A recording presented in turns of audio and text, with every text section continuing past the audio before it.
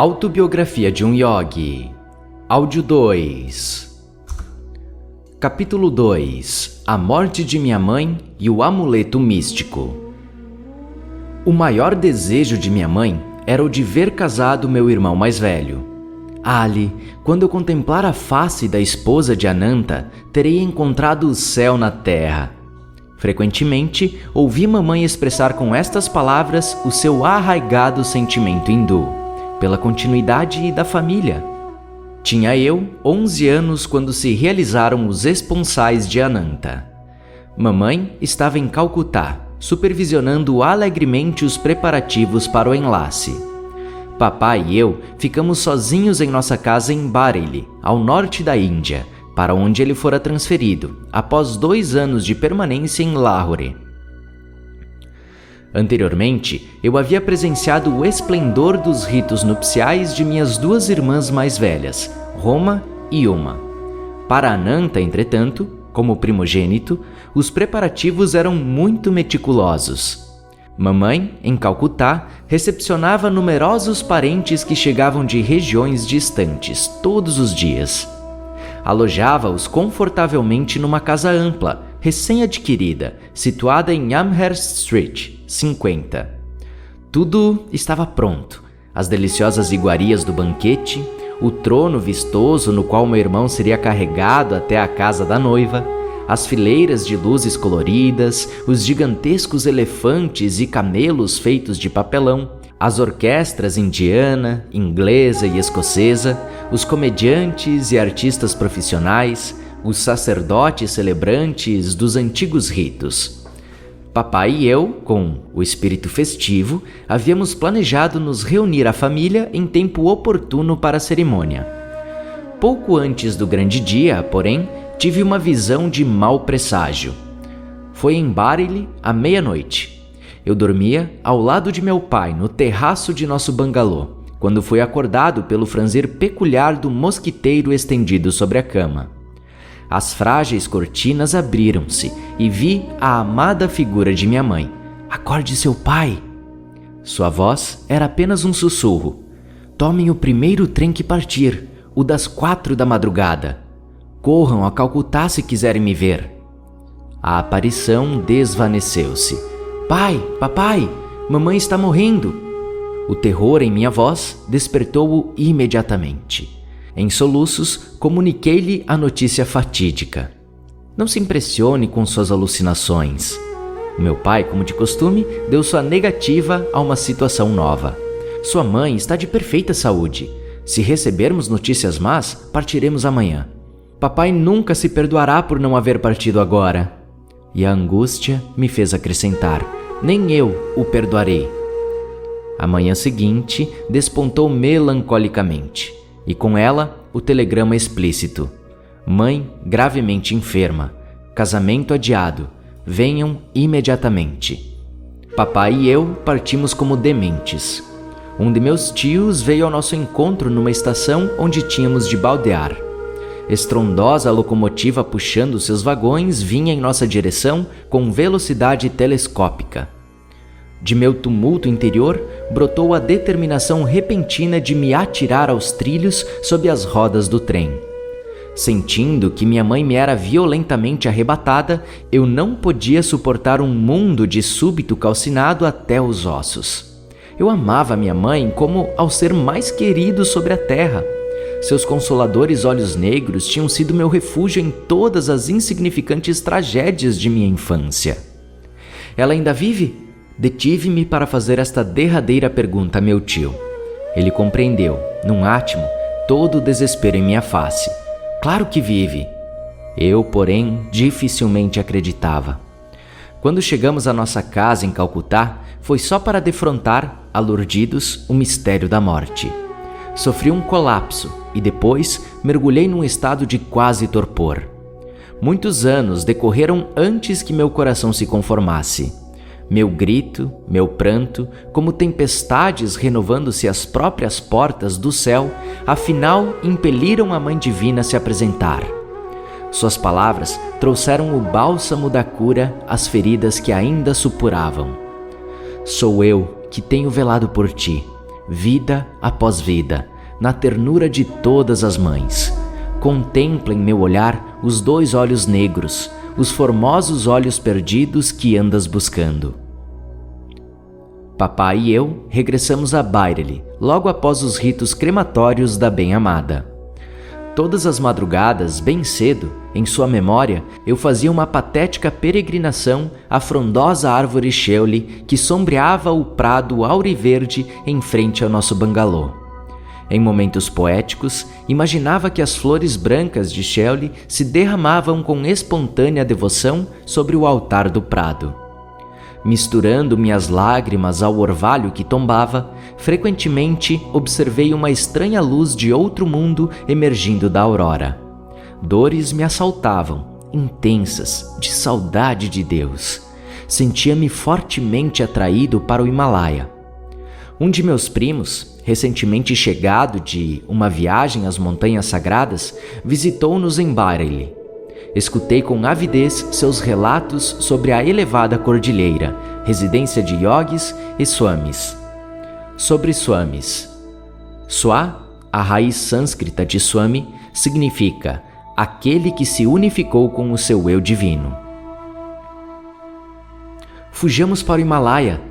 Esta sugestão feita um dia a Dwarka Prasad, jovem filho de nosso caseiro em Bareilly, não foi de seu agrado. Revelou meu plano ao meu irmão mais velho, recém-chegado para visitar papai. Em vez de sorrir com tolerância do projeto impraticável de um menino, Ananta aproveitou-se disso para me ridicularizar. Onde está sua túnica alaranjada? Não pode ser um swami sem ela. Suas palavras, entretanto, provocaram em mim estranha comoção. Pintaram-me com nitidez um quadro.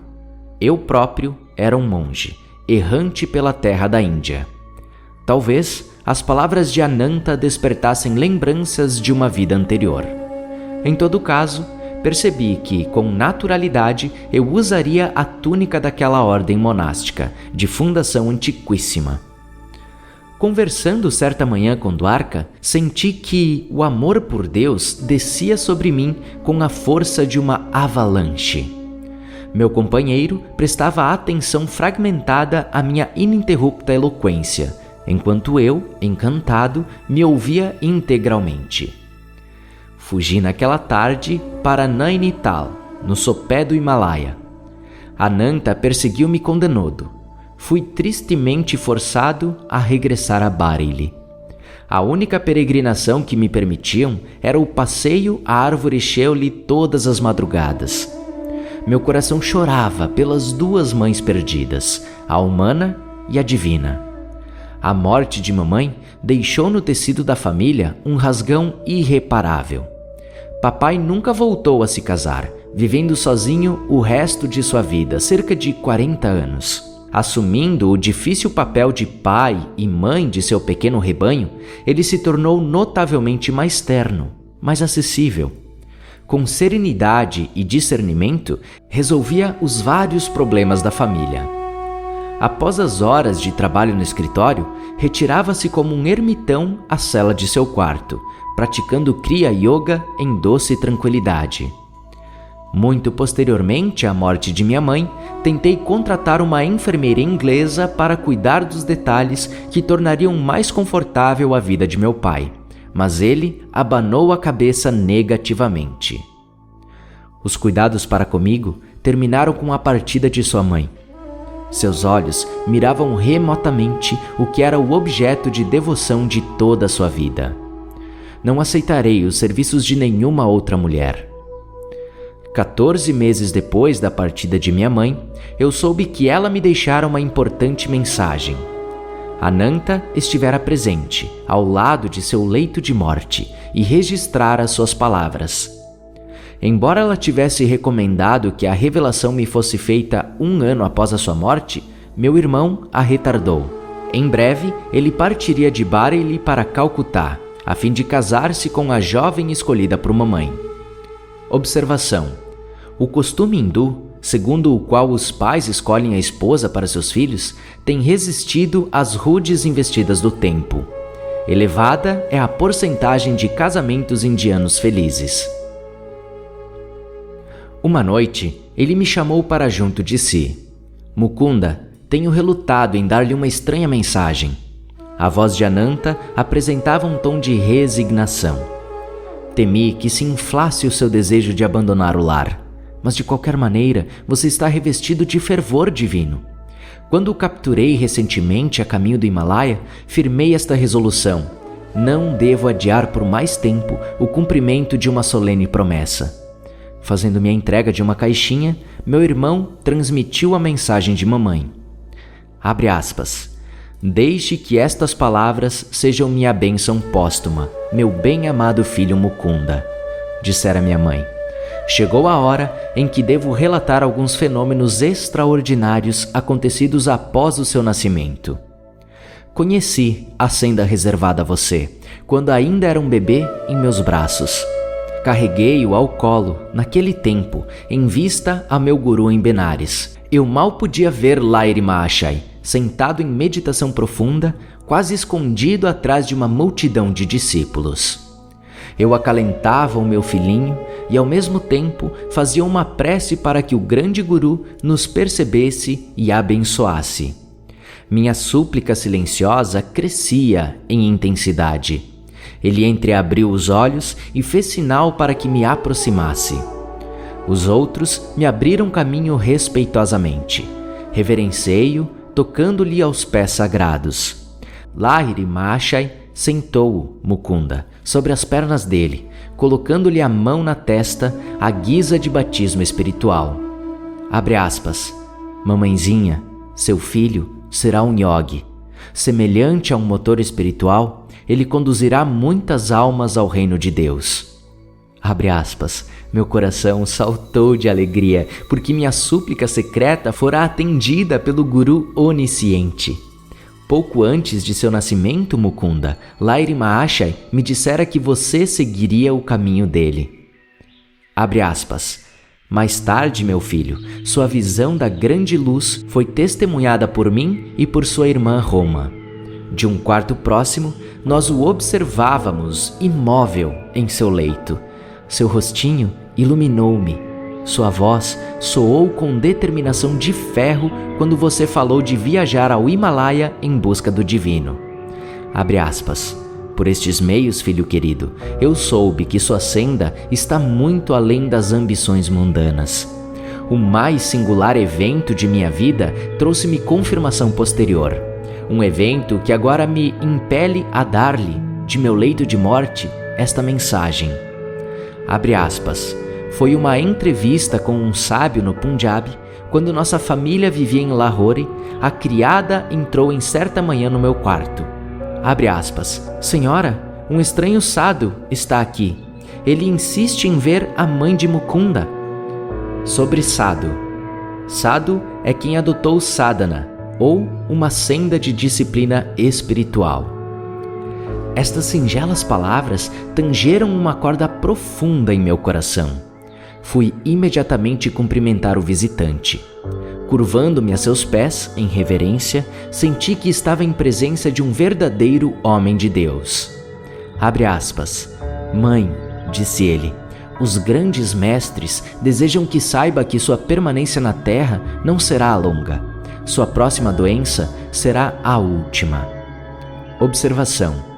Quando descobri, por estas palavras, que mamãe tinha conhecimento secreto da breve duração de sua vida, compreendi pela primeira vez por que insistira tanto em apressar os planos para o casamento de Ananta. Embora ela tivesse morrido antes do casamento, seu desejo materno natural fora o de assistir às cerimônias nupciais. Houve um silêncio durante o qual não me senti alarmada. Ao contrário, experimentei a vibração de uma grande paz. Finalmente, ele se dirigiu a mim outra vez. Abre aspas. A senhora deve ser a depositária de certo amuleto de prata. Não lhe darei o talismã agora, para demonstrar a veracidade de minhas palavras. Ele se materializará em suas mãos, amanhã, quando estiver meditando. De seu leito de morte, deverá instruir seu filho mais velho, Ananta, para que guarde o amuleto durante 1 ano, e então o entregue a seu segundo filho. Mukunda entenderá o significado do talismã. proveniente de grandes seres. Ele o receberá na época em que estiver pronto para renunciar a todas as esperanças mundanas e começar sua busca vital de Deus. Depois de haver conservado o amuleto por vários anos e quando este já tiver servido a seu propósito, desaparecerá. Mesmo que esteja guardado no esconderijo mais secreto, o talismã voltará ao lugar de onde veio. Abre aspas. Ofereci esmolas. Esmolas é um gesto habitual de respeito para com os sados. Ofereci esmolas ao santo e me inclinei diante dele com grande reverência. Sem aceitar minha oferenda, ele me abençoou e partiu. Na manhã seguinte, enquanto sentado eu meditava, um amuleto materializou-se entre as palmas de minhas mãos, tal como o sado me prometera. Fez-se notar por seu contato liso e frio. Guardei-o zelosamente durante mais de 2 anos, e agora o deixo sob a custódia de Ananta. Não lamente minha partida, pois serei introduzida por meu guru nos braços do infinito. Adeus, filhinho, a mamãe cósmica o protegerá. Uma rajada de luz desceu sobre mim com a posse do amuleto. Muitas recordações adormecidas despertaram. O talismã, redondo e autenticamente antigo, estava coberto de caracteres sânscritos. Compreendi que procedia de mestres de vidas anteriores, os quais guiavam invisivelmente os meus passos. Havia outro significado ainda, mas seu possuidor, se assim o preferir, pode não desvendar completamente a intimidade de um amuleto. Sobre amuleto. O amuleto era um objeto produzido astralmente. De estrutura evanescente, tais objetos devem afinal desaparecer de nosso mundo físico. Inscrito no talismã havia um mantra, ou letra de um canto sonoro. Em parte alguma, os poderes do som e de Vak, a voz humana, foram tão profundamente pesquisados como na Índia.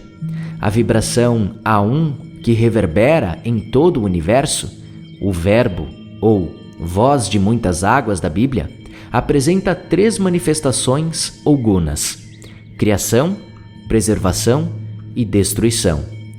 Cada vez que o homem pronuncia uma palavra, ele põe em ação uma das 3 qualidades de A1. Esta lei se encontra por trás daquele mandamento que, em todas as Escrituras, impõe ao homem o dever de falar a verdade. O mantra inscrito no amuleto possuía, quando pronunciado de modo correto, uma potência vibratória espiritualmente benéfica. O alfabeto sânscrito, de construção ideal, compreende 50 letras, tendo cada uma pronúncia determinada, invariável. George Bernard Shaw escreveu um ensaio sagaz e, como era de se esperar, satírico, sobre a impropriedade fonética do alfabeto inglês de base latina, no qual 26 letras se esforçam para aguentar sem êxito o pesado encargo de indicadores de sons. Com sua habitual crueza, abre aspas, se a introdução de um alfabeto inglês custar uma guerra civil, eu não lamentarei, fecha aspas. O Sr. Shaw propõe a adoção urgente de um novo alfabeto de 42 letras. Ver seu prefácio ao livro de Wilson, O Miraculoso Nascimento da Linguagem. Semelhante alfabeto aproximar-se-ia da perfeição fonética do sânscrito, cujo emprego de 50 letras evita erros de pronúncia. A descoberta de sinetes no vale do rio Indo está levando vários eruditos a abandonarem a teoria corrente de que a Índia tomou emprestado de fontes semíticas o seu alfabeto sânscrito. Algumas grandes cidades indianas foram recentemente dessoterradas em Mohenjo-Daro e Harappa, fornecendo provas de uma cultura iminente que deve ter sido uma longa história anterior no solo da Índia, pois nos faz retroceder a eras obscuramente suspeitadas. Se a teoria hindu da existência extremamente remota do homem civilizado no planeta é correta, torna-se possível explicar por que a mais antiga língua, o sânscrito, é também a mais perfeita. Disse Sir William Jones, fundador da Sociedade Asiática, Abre aspas. O sânscrito, seja qual for a sua antiguidade, possui maravilhosa estrutura, mais perfeita que o grego, mais rica que o latim e mais requintada que qualquer das duas. E afirma a Enciclopédia Americana: desde o ressurgimento dos estudos clássicos, não houve acontecimento mais importante na história da cultura que a descoberta do sânscrito, por eruditos ocidentais, nos fins do século XVIII. A filosofia, a gramática comparada à ciência da religião, ou devem sua própria existência à descoberta do sânscrito, ou foram profundamente influenciadas por seu estudo. Como o talismã afinal se evaporou em meio a circunstâncias profundamente infelizes de minha vida, e como sua perda foi o arauto da chegada de um guru, não o direi neste capítulo. O menino, porém, frustrado em suas tentativas de atingir o Himalaia, viajou para muito longe, todos os dias, nas asas de seu amuleto. Continua no próximo áudio.